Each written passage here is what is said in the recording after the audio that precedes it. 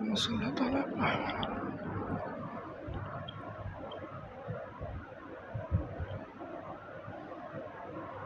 السلام عليكم ورحمة الله وبركاته.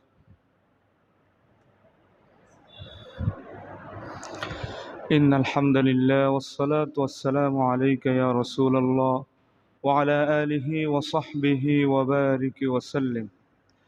أما بعد فأعوذ بالله من الشيطان الرجيم.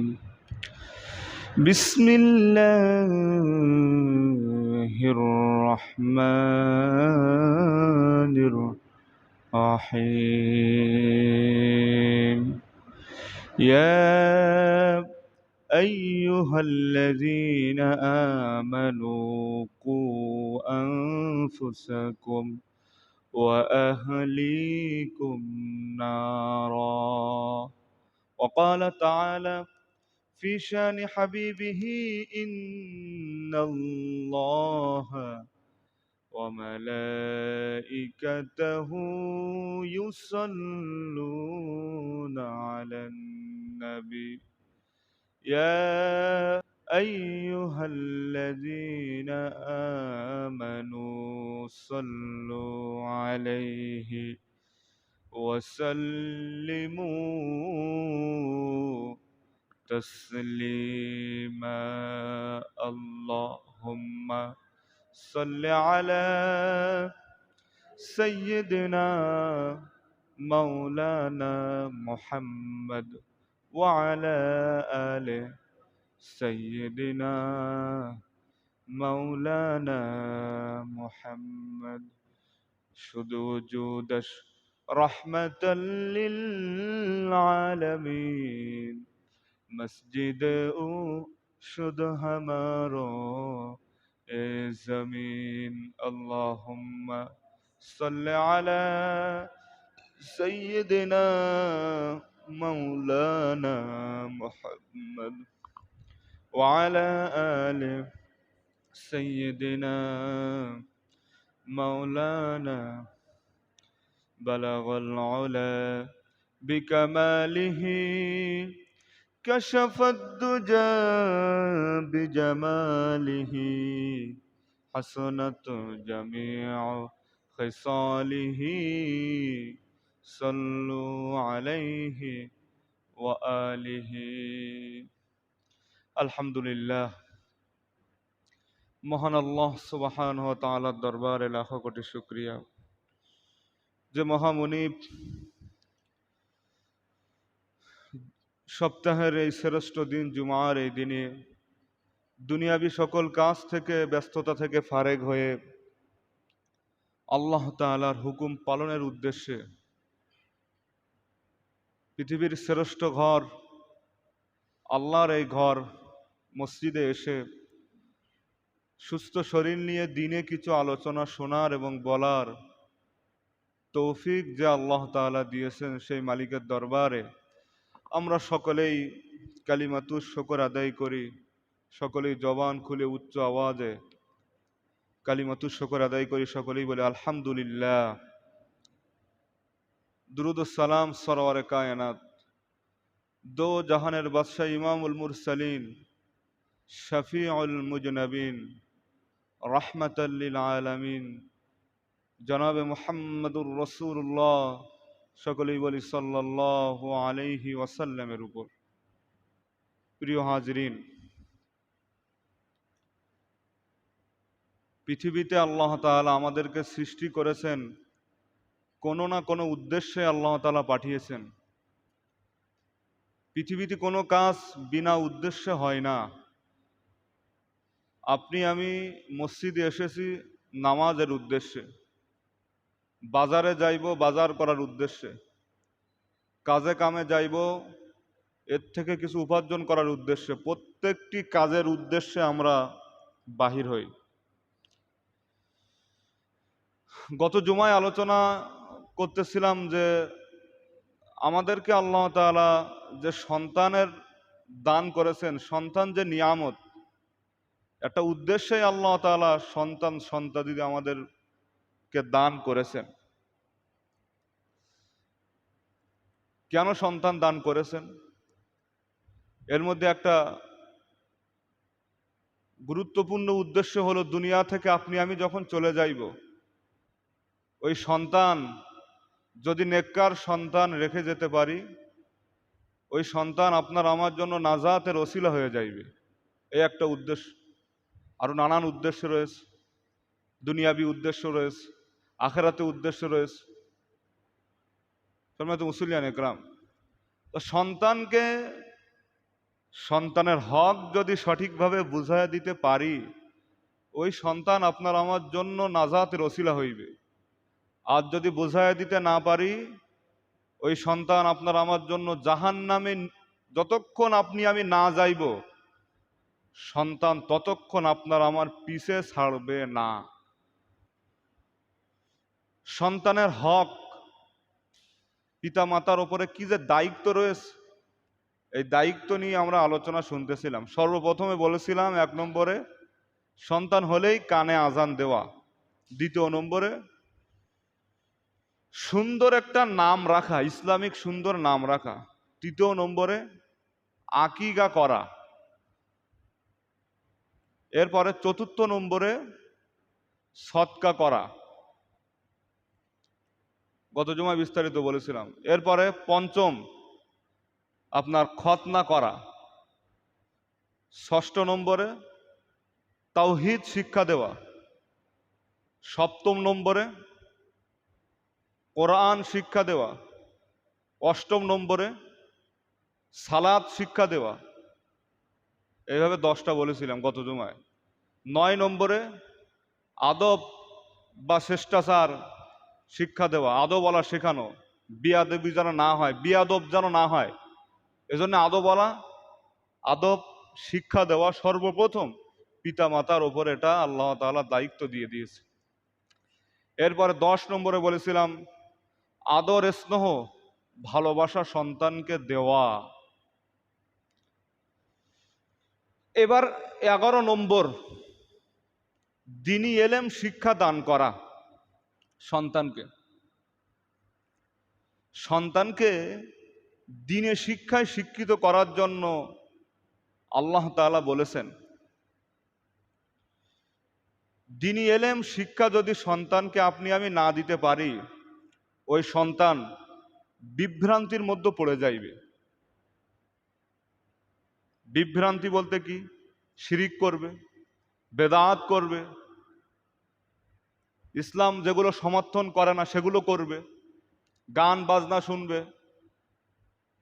ঠিক কি না? ফিতনা ফাসাদ করবে, চুরি করবে, চামারি করবে, লোকের জমি মেরে খাইবে। এভাবে যদি দ্বীনি এলেম শিক্ষা না করে, সন্তান এগুলো করবে। এগুলো যদি আমরা সঠিকভাবে হক আদায় না করি, মোবাইলে ফ্ল্যাক্স লোড দিলে, টাকা লোড দিলে, ও টাকা কোথায় যায়? দোকানদারকে আমরা টাকা দেই, কিন্তু আমরা দোকানদারের টাকা দেওয়ার কারণে মোবাইলে আমরা কথা বলতে পারি। ওইভাবে ফ্ল্যাক্স লোড হয়ে অর্ধেক ভাগ পিতামাতার আমলনামায় আস্তে গতিতে চলতেই থাকবে। এজন্য দ্বীনি এলেম সন্তানকে শিক্ষা দান করা। রাসূল করিম সাল্লাল্লাহু আলাইহি ওয়াসাল্লামের একজন সাহাবী হযরত আনাস বিন মালিক রাদিয়াল্লাহু তাআলা আনহু থেকে বর্ণিত, সুনান ইবনে মাজার হাদিস 224 নম্বর হাদিস, নবী করিম সাল্লাল্লাহু আলাইহি ওয়াসাল্লাম বলেছেন, তলাবুল ইলমি ফারিদাতুন আলা কুল্লি মুসলিম, প্রত্যেক মুসলমান নরনারীর উপরে দ্বীনি এলেম শিক্ষা করা ফরজ। আপনি আমি নামাজে এসেছি, নামাজ আদায় করা যেমন ফরজ, ঠিক তেমনি ভাবে দ্বীনি এলেম ইসলামের জ্ঞান অর্জন করা আপনার আমার উপরেও ফরজ। নামাজে এসেছি যেমন ফরজ আদায় করতে, ঠিক তেমনি ভাবে দ্বীনি এলেম শিক্ষা করা আপনার আমার উপরে একই ফরজ। দ্বীনি এলেম শিক্ষা আমরা কিভাবে করি? মসজিদের ইমাম রয়েছে, তিনি দ্বীনি এলেম শিক্ষা করেছেন, ওয়াজ নসিহত যারা করে বেড়ায় তারা দ্বীনি ইলম শিক্ষা করেছেন, মুয়াজ্জিন দ্বীনি ইলম শিক্ষা করেছেন। আমরা মনে করি এরাই দ্বীনি ইলম শিক্ষা করবে, আমরা করব কেন? প্রিয় মুসল্লিয়ান একরাম, হাসরের ময়দানে আপনি আমি দ্বীনি ইলম শিক্ষা যে করি নাই, করার চেষ্টাও করি নাই, করার আঞ্জামগুলাও বাধা দিয়ে বন্ধ করে দেই।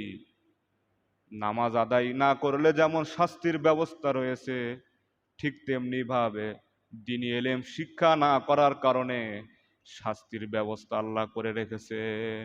নাউযুবিল্লাহি মিন যালিক। দ্বীনি ইলম শিক্ষা না করলেও শাস্তির ব্যবস্থা আল্লাহ তাআলা রেখে দিয়েছেন। দ্বীনি জ্ঞান আপনি অর্জন করলেন না কেন? আমি অর্জন করি না কেন?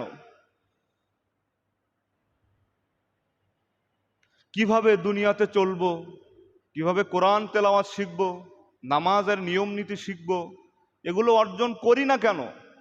করি না বলে আপনার আমার বিরুদ্ধে আল্লাহ তাআলা দাঁড়িয়ে যাইবেন, কেউ বাঁচাইতে পারবে না, কেউ বাঁচাইতে পারবে না, নবীও বাঁচাইতে পারবে না। যদি আপনি আমি দ্বীনি ইলম শিক্ষা না করি, এখানে নবী বাঁচাইতে পারবে না বললাম কেন? কারণ নবীজিই বলেছেন তলাবুল ইলমি ফারিদাতুন আলা কুল্লি মুসলিম, প্রত্যেক মুসলমানের উপরে দ্বীনি ইলম শিক্ষা করা ফরজ। আপনি করলেন না, নবীজির খেয়ে বসে কাজ নেই যে আপনাকে আমাকে বাঁচাইবে।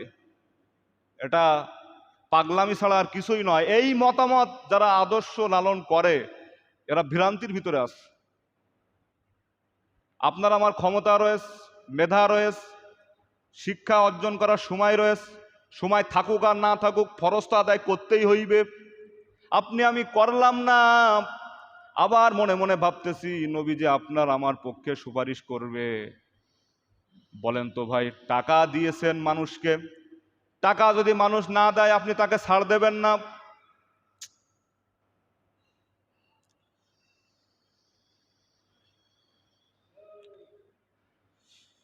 আস্তাগফিরুল্লাহ।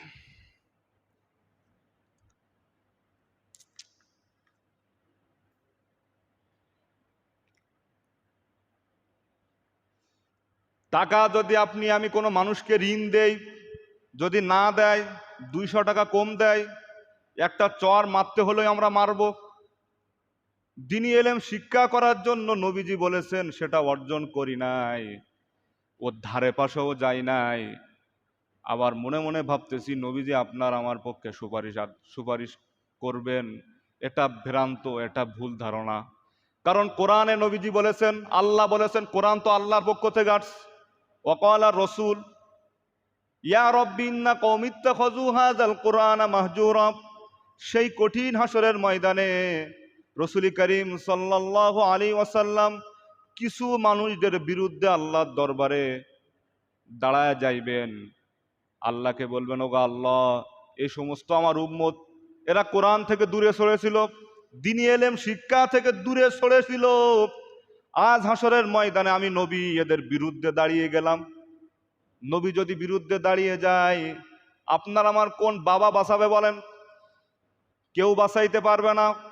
এই মতদর্শই যারা আপনার রয়েছি, পায়ে হাত রেখে বলি সরে আসেন, দ্বীনি ইলম শিক্ষা অর্জন করেন, না হয় নবীও আপনাকে বাঁচাইতে পারবে না। এটা কোরআনের আয়াত, এটা বানাওয়াট কোনো কথা নয়। সম্মানিত মুসলিয়ান একরাম, এজন্য সন্তানকে দ্বীনি ইলম শিক্ষা দেওয়া, তো সন্তানকে দ্বীনি ইলম শিক্ষা দেব কিভাবে? পিতা মাতা হয়েও তো দ্বীনি ইলম শিক্ষা অর্জন করি নাই, তো সন্তানকে দিব কিভাবে? ভাই, আপনা আমার যদি ন্যূনতম জ্ঞান মাথার ভিতরে থাকে, কবরে যে বাঁচবো এ আশা আপনার আমার চিন্তার মধ্যেও আসবে না। সমস্ত কাজটাই ধরা খেয়ে যাইবে, সমস্ত কাজটাই। এ দেখেন, একটা কথা বলতেছি, এটা বলতে বলতে 15 মিনিট শেষ হয়ে যাচ্ছে। প্রত্যেকটা কথার ভিতরে এত জ্ঞান, এত জিনিস লুকায় রয়েছে। এজন্য বলবো যে দ্বীনি ইলম শিক্ষা নিজে করেন, অন্তরকে এই সন্তানদেরকে কি করেন? শিক্ষা দান করেন। এটা রসুলের কথা। এরপরে পিতামাতার উপরে আর একটা দায়িত্ব হলো 12 নম্বর, প্রাপ্ত বয়স্ক হওয়া পর্যন্ত লালন পালন করা। সন্তানকে প্রাপ্ত বয়স্ক হওয়া পর্যন্ত কি করা? লালন পালন করা। এই সমাজের মধ্যে অনেক মানুষ রয়েছে, মহিলারা বিশেষ করে দেখেন, পরকিয়া করে, সন্তানকে ফেলায়া রেখে অন্য জায়গায় চলে যায়, ওই সন্তানকে সে দেখে না। এমন বহুত নজির প্রমাণ আমার পরিবারের মধ্যেও আছে, এলাকার মধ্যে, সমাজে, সব জায়গায় রয়েছে। সন্তান হওয়ার পরে কি করতেছ? আর এক জায়গায় চলে যায় পরকিয়া করে। সন্তান অসুস্থ রয়েছে, কত বড় শক্ত অন্তরের মাপ। সন্তান অসুস্থ আছে, সন্তানকে রেখে আর এক জায়গায় চলে যায়, এমন মা ওই দুনিয়া রয়েছে। এর কারণ ওই মায়ের দোষ না, ওই মায়ের বাবা মার আগে দোষ। কারণ ওই মেয়েকে সর্বপ্রথম দ্বীনি এলেম শিক্ষা দেওয়া হয় নাই। যদি দ্বীনি এলেম শিক্ষা দেওয়া হইতো, আল্লাহ তাআলার ভয়ে সব থেকে বেশি এই কাজটি করতো না। কারণ জ্ঞান তো নেই, সে তো এটাই ভেবে আছে মরে যাব, শেষ, কের হিসাব নিকাশ। এজন্য এই কাজ করতে সে বাধ্য হয়। প্রিয় ভাই, এজন্য সন্তান কি প্রাপ্ত বয়স্ক হওয়া পর্যন্ত লালন পালন করা, এটা পিতামাতার দায়িত্ব। লালন পালন করলেও আপনার সোয়াব রয়েছে। হজরতে উম্মে সালামা রাদিয়াল্লাহু তাআলা আনহা থেকে বর্ণিত সহিহ বুখারীর হাদিস 5369 নম্বর হাদিস।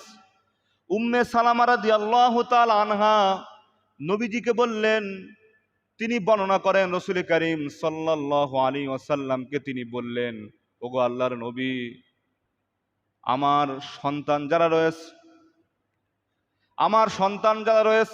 আবু সালামা, তার স্ত্রীর নাম আবু সালামা, তিনি বলতেছেন, আবু সালামার সন্তানদেরকে যদি আমি প্রয়োজনীয় খরচ করি, এতে কি আমার জন্য প্রতিদান রয়েছে নাকি? রাসূল করিম সাল্লাল্লাহু আলাইহি ওয়াসাল্লাম বলেছেন, হ্যাঁ, অবশ্যই প্রতিদান রয়েছে। আল্লাহ তাআলা তোমাকে প্রাপ্ত বয়স্ক না হওয়া পর্যন্ত সন্তানদেরকে যে তুমি লালন পালন করতেছো, খরচ করতেছো, এর প্রত্যেকটি খরচের প্রতিদান আল্লাহ তাআলা তোমাকে দিয়ে দিবেন। সুবহানাল্লাহ। সন্তানের পিছনে খরচ করলেও সওয়াব। কে বলেছেন? মুহাম্মাদুর রাসূলুল্লাহ সাল্লাল্লাহু আলাইহি ওয়াসাল্লাম। প্রিয় মুসলিয়ান একরাম, 13 নম্বরে সন্তানকে সক্ষম করে তোলা।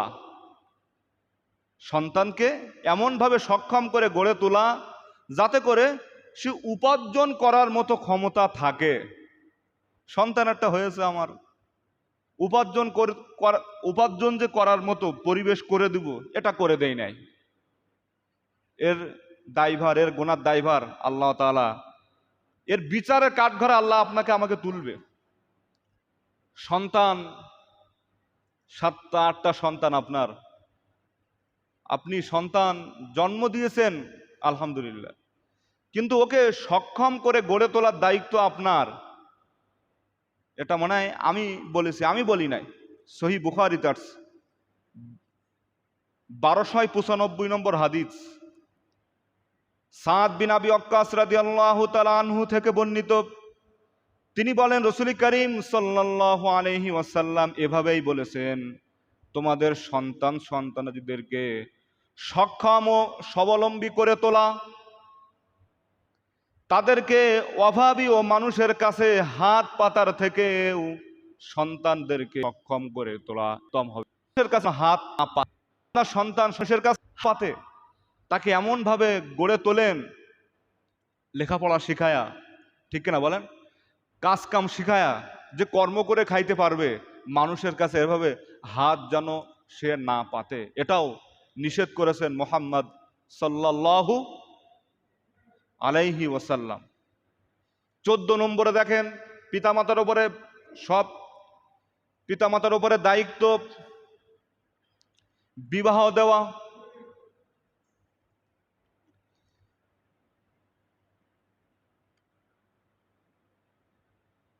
বিবাহ দেওয়া, ভাই আসলে কথা বলতে চাই না, কিন্তু বয়ানের ভিতরে আসলে বুঝতে পারতেছে না। কোনো আওয়াজ আসলে সব ঘুরে যায়, ঠিক না বলেন? কারণ এগুলো তো মানে আয়ত্ত করে নিয়ে আসতে হয় নাকি, ঠিক কিনা বলেন? এ তো বানোয়াট কথা বলছি না যে এখান থেকে সেখান থেকে বলে যায় মা এটা চালাই দিলাম। না, গরুর রচনা আমরা পড়েছি না, ও পা আছে, লেজ আছে, একটা চোখ আছে, নাক আছে, গাল আছে, জিভ আছে, ঠিক কিনা বলেন? এ তো গরুর রচনা না। এজন্য কোনো বাচ্চা কাচ্চা কথা বললে নিজে গার্জিয়ান একটু সতর্ক রাখবেন ইনশাল্লাহ, কারণ অনেক অসুবিধা হয়। তা কি বলছিলাম প্রিয় ভাই, এই বিবাহ দেওয়া, সুন্নাত পদ্ধতিতে বিবাহ দেওয়া, ঠিক আছে, যাবতীয় বিবাহের কাজ সম্পাদন করা পিতামাতার উপরে একটা গুরুত্বপূর্ণ দায়িত্ব।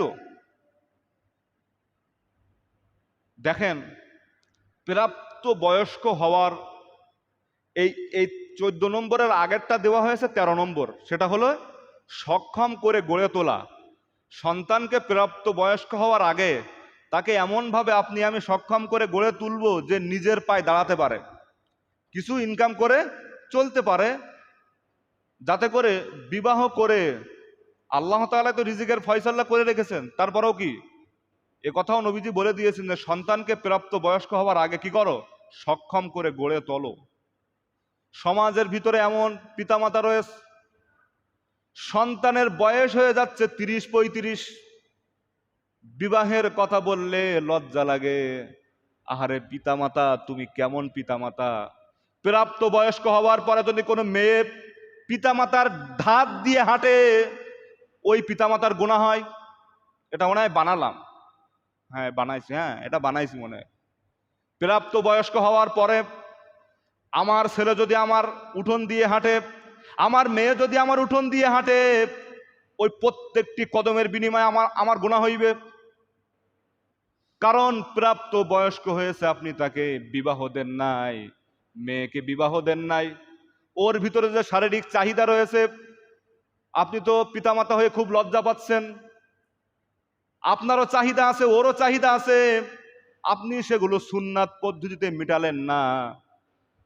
ও যতগুলো চিন্তা ফিকির অন্তরে করবে, হাত দিয়ে করুক, মানে জেহেন দিয়ে করুক, অন্তর দিয়ে করুক, যত খারাপ চিন্তা করবে সব চিন্তার গোনার দায়ভার ওই পিতামাতার উপরে বতলাবে। এজন্য সন্তানদেরকে প্রাপ্ত বয়স্ক হলেই বিবাহ দিয়ে দিবেন। অসুবিধে কি? আমি তো বিবাহ করেছি 21 বছর বয়সে, মনে হয় আমি বিবাহ করেছি 21। কি আমার সংসার মনে হয় খুব ক্ষতিগ্রস্ত হয়েছে? না, আমি তো ভালোই আছি আলহামদুলিল্লাহ। আমি যখন নতুন এখানে আসার আগে একটা জায়গায় খেদমত করতাম, অনেকে জানেন, দেভাটা একটা জায়গায় আমি থাকতাম। ওখানে আমি 6 মাস খেদমত করা, 6 মাস চাকরি করার মধ্যেও আমার বিবাহ হয়ে গেছে। আমার জন্য কোনো মেয়ে দেখা লাগেনি, ওই মেয়ের পরিবার উপজে আমার কাছে আসছে। এগুলো কের বদলাতে বলেন তো? কোরআনের বদলাতে, কোরআনের বদলাতে। কিন্তু দেখেন, আপনার ছেলে স্কুলে চাকরি করে, কলেজের চাকরি করে, মেয়েকেও দিতে চাই না, কারণ আপনার পরিবারে কোরআনের আইন নেই, আপনি নিজেও কোরআন শেখেন নাই, সন্তানকে শেখান নাই। কিন্তু একটা কথা মনে রাখবেন, এই কোরআনের ওসিলায় আমি যেখানে বিবাহ করেছি, ভালোই আমার শ্বশুর বাড়ি যারা গিয়েছে তারা দেখেছে যে আমি কোন পরিবারে আছি। আমি তো কোরআন ছাড়া কিছুই জানি না, বলেন, ভালো একটা অঙ্কও পারি না, সঠিক কথা বললাম, ইংলিশ তো পারিই না। তাহলে কি আমি এত ভালো জায়গায় কিভাবে গেলাম? ওই মেয়ে এলাকা পাই ধরলাম মনে হয় আমি? না, এগুলো কোরআনের বদলত। কোরআনটা অন্তরে ছিল বলে এত ভালো জায়গায় এত ভালোভাবে চলাফেরার সুযোগ ওই আল্লাহ আমার দিয়ে দিয়েছেন, সুবহান আল্লাহ, ঠিক কিনা বলেন? এজন্য কোরআনকে আঁকড়ে ধরুন, দ্বীনি এলেমকে, ইসলামকে আঁকড়ে ধরুন, সবগুলো আপনার পায়ের কাছে আসবে। আর এটাকে সরায়া দিবেন, নিজেই সব জায়গায় যাইবেন শুধু ধোঁকাবাজি এবং শুধু প্রতারণার ভিতরে পড়ে যাইবেন যদি দ্বীনি এলেম শিক্ষা না থাকে। এজন্য সন্তানকে বিবাহ দেওয়া।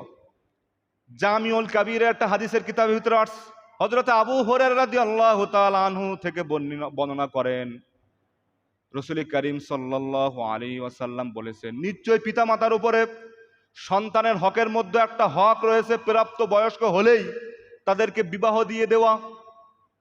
পিতামাতার হকের মধ্যে একটা হক রয়েছে, সন্তান প্রাপ্ত বয়স্ক হলেই তাকে কি দেওয়া ভাই? বিবাহ দিয়ে দেওয়া। প্রত্যেকটা মানুষ এই দুনিয়ায় জন্মগ্রহণ করে তার রিজিক নিয়ে, বুঝে আসছে? প্রত্যেকটা মানুষ জন্মগ্রহণ করে তার রিজিকের ব্যবস্থা সে নিয়েই আসে, আল্লাহ তাকে নিয়ে পাঠায় দেয়। আল্লাহ, প্রিয় মুসলিয়ান একরাম, এটা 14 নম্বর। আর 15 নম্বরে সন্তানকে দ্বীনের পথে পরিচালিত করা। দ্বীনের পথে, ইসলামের পথে সন্তানকে পরিচালিত করা। পিতামাতার অন্যতম দায়িত্ব হলো সন্তানদেরকে দ্বীনের পথে কোরআন সুন্নাহ মোতাবেক পরিচালিত করা। দ্বীনের বিধান পালনের ক্ষেত্রে সন্তানদেরকে অভ্যস্ত করা। দ্বীনের বিধানের ক্ষেত্রে আমরা কবরে যখন মানুষকে শোয়ায় তখন বলি, এই এই হুজুর আপনি এদিকে আসেন, সুন্নাহ মোতাবেক শোয়ান। যখন গরুটা জবাহ করা হয়, এর সামনে কুরবানি, হুজুর গরুটা যেন সুন্নাহ মোতাবেক জবাহ হয়, এদিকে আপনি লক্ষ্য করুন, আপনি এর সামনে আসুন। বলে কি না? কথা বলে না? বলেন বলেন বলেন, বলে কি না? বলে। কিন্তু সন্তান মানুষের ক্ষেত্রে কোরআন সুন্নাহ মোতাবেক আমরা চালাচ্ছি না। কোরআনুল কারিমে আল্লাহ তাআলা সূরা ইউসুফের ভিতরে বলেন, কুল হাযিহি সাবিলি আদউ ইলাল্লাহ আলা বাসীরাতিন ওয়া মান ইত্তাবা'আনি ওয়া সুবহানাল্লাহি ওয়া মা আনা মিনাল মুশরিকিন। কুল, নবী আপনি বলেন, হাযিহি সাবিলি আদউ ইলাল্লাহ, আমি জেনে বুঝে আল্লাহর দিকে দাওয়াত দেই। আলা বাসীরাতিন আনা ওয়া মান ইত্তাবা'আনি, আর আমাকে যারা অনুসরণ করে তারাও এই কাজে অংশগ্রহণ করে। ওয়া সুবহানাল্লাহ, আর আল্লাহ হলো পবিত্র মহান। ওয়া মা আনা মিনাল মুশরিকিন, আর আমি মুশরিকদের অন্তর্ভুক্ত না। নবী বলে দিচ্ছেন, প্রিয় মুসলিয়ান। এবং সন্তানদেরকে আপনি আমি দ্বীনের পথে পরিচালিত করব। শুরু থেকেই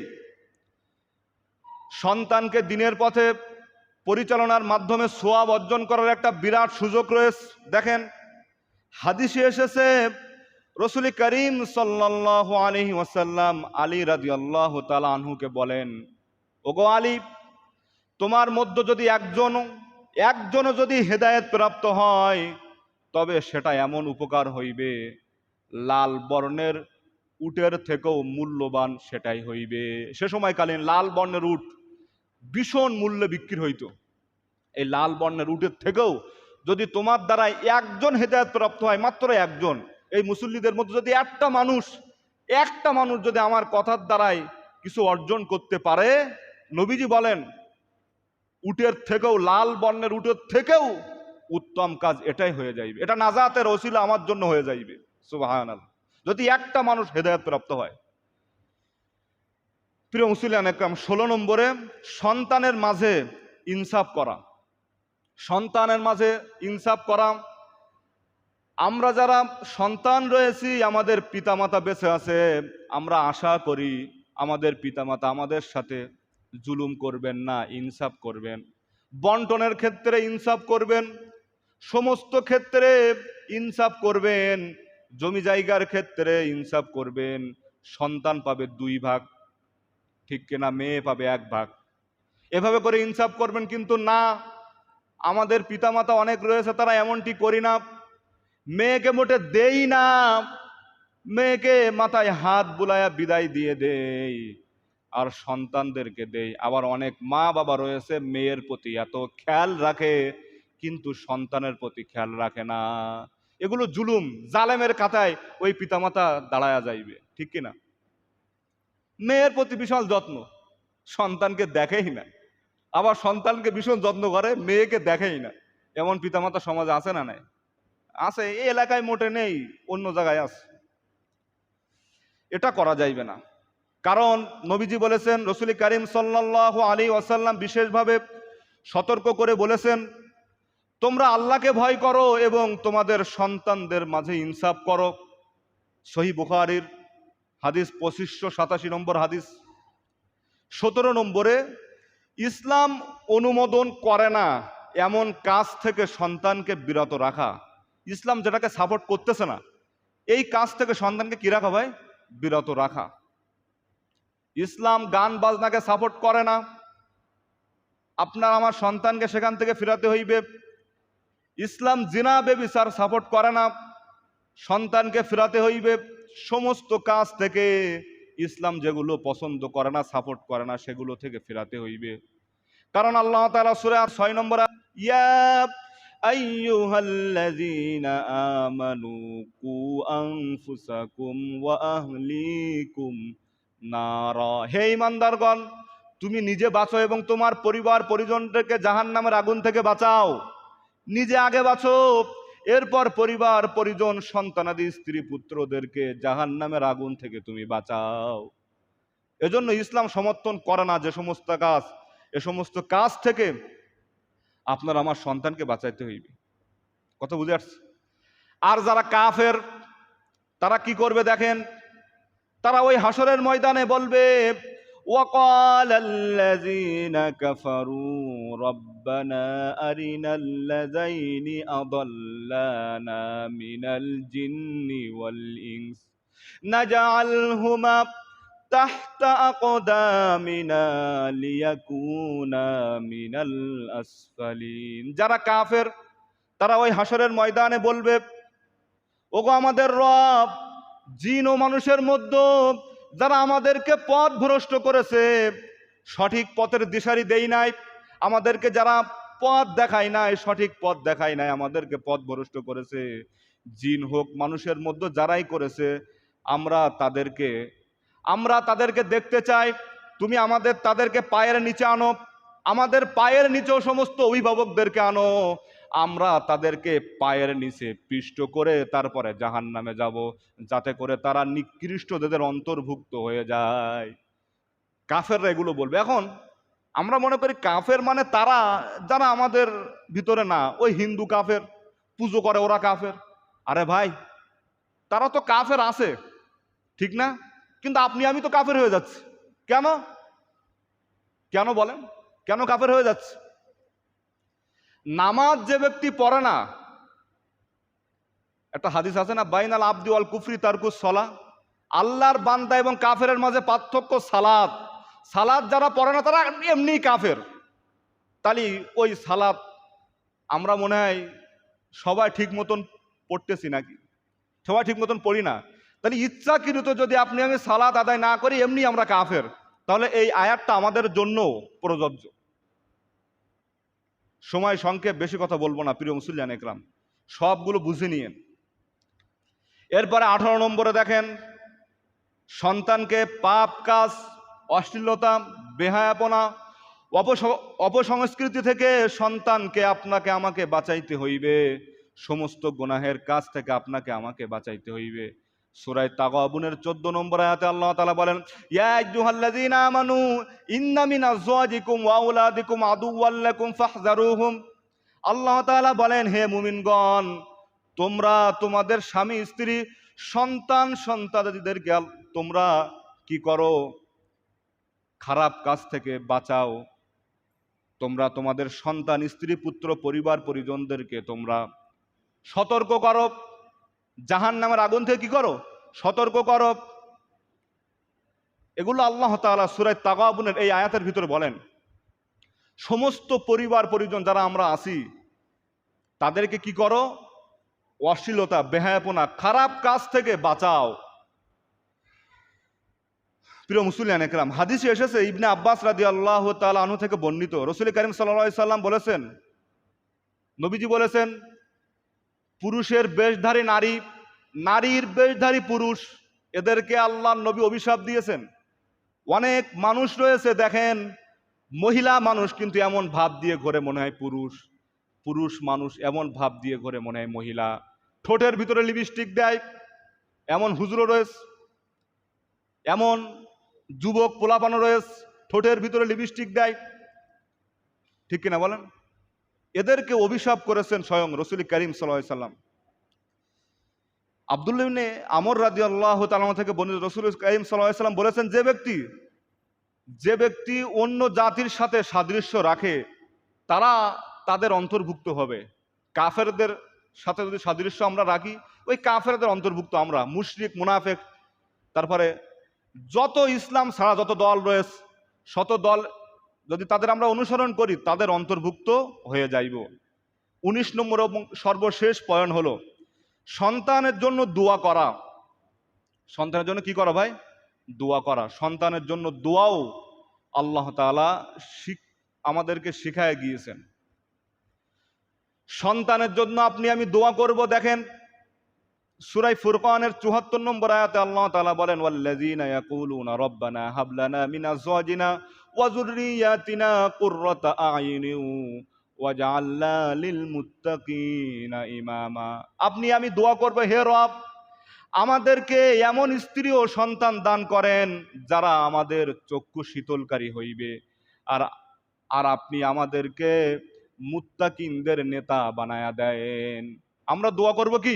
হে রব আমাদের সন্তান, স্ত্রী, পুত্র যেন আমাদের চক্ষু কি করে? শীতল করে, এবং মুত্তাকিনদের ইমাম আপনি আমাদেরকে বানায়া দেন।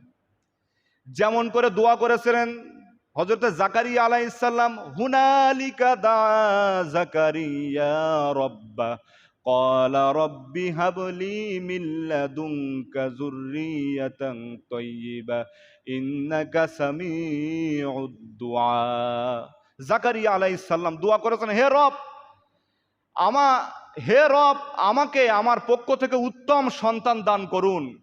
হুনালিকা দা জাকারিয়া রব্বা ক্বালা রব্বি হাবলি মিন লাদুনকা যুররিয়াতান তাইয়্যিবা, আমাকে আমার পক্ষ থেকে উত্তম সন্তান কি করেন? দান করেন। ইন্নাকা সামিউদ দুআ, নিশ্চয়ই আপনি শ্রবণকারী, প্রার্থনা শ্রবণকারী। সম্মানিত মুসলিয়ান একরাম, নেককার সন্তান যদি আপনি আমি দুনিয়াতে রেখে যেতে পারি, মৃত্যুর পরে কি হবে দেখেন। দুনিয়াতে আপনি আমিও চলে যাইব, আমাদের পূর্বপুরুষও দুনিয়া থেকে চলে গিয়েছে। দুনিয়াতে আপনি আমি চিরজীবন থাকতে পারবো না। আপনি খেয়াল করে দেখেন, আমার দাদার নাম কি আমি এটা জানি, আমার দাদার আব্বার নাম কি এটা আমি জানতে পারি না। অনেকেই জানেন, অনেকেই জানেন না। তাই দেখেন মাত্র 2 পুরুষ আগে খবর আমরা জানি না। আমাদের সন্তান তারা আমাদের নামটা বলতে পারবে, আমার আব্বার নাম পর্যন্ত বলতে পারবে, কিন্তু তার আব্বার নাম আমাদের সন্তান বলতে পারবে না। দুনিয়া থেকে চিরজীবনের জন্য আমাদের নামও পর্যন্ত মুছে যাইবে। কেউ আমাদেরকে চিনবে না, আমাদের কোথায় মাটি দেওয়া হয়েছে এটাও চিহ্ন থাকবে না। যদি দুনিয়া থেকে চলে যাওয়ার আগে যদি সন্তানকে দিনের পথে পরিচালিত করতে পারেন, এই সন্তান আপনার আমার জন্য কাজে লেগে যাইবে। দুনিয়া থেকে চলে যাওয়ার পরে আপনার আমার 3টা আমল জারি থাকবে। 1 নম্বরে হলো সদকায়ে জারিয়া। সদকায়ে জারিয়া হিসেবে যদি আপনি আমি কোনো কাজ করতে পারি, একটা মানুষের বাড়ি বানায়া দিলাম, এরপরে ঘরের ছাদ করে দিলাম, টিন সেট কিনে দিলাম, পানির ব্যবস্থা করলাম, রাস্তার ব্যবস্থা করলাম, কালভার্টের ব্যবস্থা করলাম, এটা হলো সদকায়ে জারিয়া। 2 নম্বরে এমন জ্ঞান আমি আপনি অর্জন করেছি, এই জ্ঞান দ্বারা মানুষ উপকৃত হয়, তার মানে আলেম। একজন আলেম আরেকজনকে আলেম বানায়, সে আরেকজনকে বানায়, সে আরেকজনকে বানায়। এই যে দ্বীনি এলেম, এই যে জ্ঞানটা দুনিয়া থেকে আপনি আমি চলে যাওয়ার পরে যদি জ্ঞান অর্জন করে যেতে পারি, এগুলো কবরে সওয়াব চলে যেতেই থাকবে। 3 নম্বরে এমন সন্তান, যে সন্তান দুনিয়াতে আপনি আমি রেখে যাইব, চলে যাওয়ার পরে সে দোয়া করতে থাকবে, রব্বির রাহমহুমা কামা রব্বায়ানি সগীরা। সকলেই বলেন রব্বির রাহমহুমা কামা রব্বায়ানি সগীরা। অর্থ জানি না, অর্থ হলো, হে রব, হে আমাদের প্রতিপালক, আমাদের পিতামাতা যেভাবে আমাদেরকে লালন পালন করেছে, আমাদের পিতামাতা তোমার কাছে চলে গিয়েছে, তুমিও সেইভাবে লালন পালন করিও। সুবহানাল্লাহ। এমন দোয়া যদি সন্তানকে দিনের পথে পরিচালিত করতে পারেন, ওই সন্তান এই দোয়া করবে। আর যদি বিয়াদবি করে, আর যদি সন্তান বিয়াদব হয়, দিনের শিক্ষা না থাকে, ও যত গুনাহ করবে, যত উগ্রগামী করবে, মানুষের বিপদে ফেলাবে, মিথ্যা কথা হোক, বিভিন্ন প্রচারিতভাবে মানুষকে ক্ষতি করার চেষ্টা করবে, এর 1 ভাগ সওয়াব অটোমেটিক ফ্ল্যাক্স সিলোড হয়ে আপনার কবরে যাইতেই থাকবে, যাইতেই থাকবে। আল্লাহ তাআলা আমাদের সকলকে নেককার সন্তান দুনিয়াতে রেখে যাওয়ার তৌফিক দান করুক। সকলে বলি আল্লাহুম্মা আমিন। সম্মানিত মুসলিয়ান একরাম, আলোচনা শেষ পর্যায়ে আমি আপনাদেরকে যেই দোয়াগুলো শেখাচ্ছিলাম, আসলে নবীজিকে আল্লাহ তাআলা দুনিয়াতে পাঠিয়েছেন এভাবে, ইয়া আইয়ুহার রসুল, হে আমার রসুল, বাল্লিক, আপনি তাবলিগ করুন, দাওয়াত দেন, মা উনজিলা ইলাইকা মির রব্বিক, আমার পক্ষ থেকে আপনার কাছে যে কিতাব এসেছে ওই কিতাব মানুষের কাছে কি করেন, দাওয়াত দেন। দাওয়াত দেওয়া মানে এটা নয় পিটায়া মানুষকে হেদায়েত করুন। আপনারা আমার মুসল্লি, এজন্য এভাবে শেখাচ্ছিলাম, কিন্তু এটা শেখানোর কারণে আমার কানে খবর আসছে আমি নাকি ইহুদিদের দালাল, আমি নাকি এই যে বইটা দিয়েছি গত জুমায়, এটা নাকি আমি মানুষকে ওয়াহাবি শেখাচ্ছি, এরপরে খ্রিস্টানদের দালাল আমি। এটা আমি কষ্ট পাইনি, এটা আমার কানে আসছে, যেই বলুক অসুবিধা নেই। আসলে ভাই আমি নিজে থেকেও এটা পছন্দ আর করতেছি না। আপনাদেরকে বলছি, যারা মহাব্বত করেন তারা আমার কাছে শিখে নেবেন, এভাবে ধরে বেঁধে আর শেখানোর ইচ্ছা আমার নেই। কথা বুঝে আসছে? অনেকেই বলছে আপনি এ সমস্ত শেখাচ্ছেন এজন্য মুসল্লি কম হচ্ছে, ঠিক কিনা?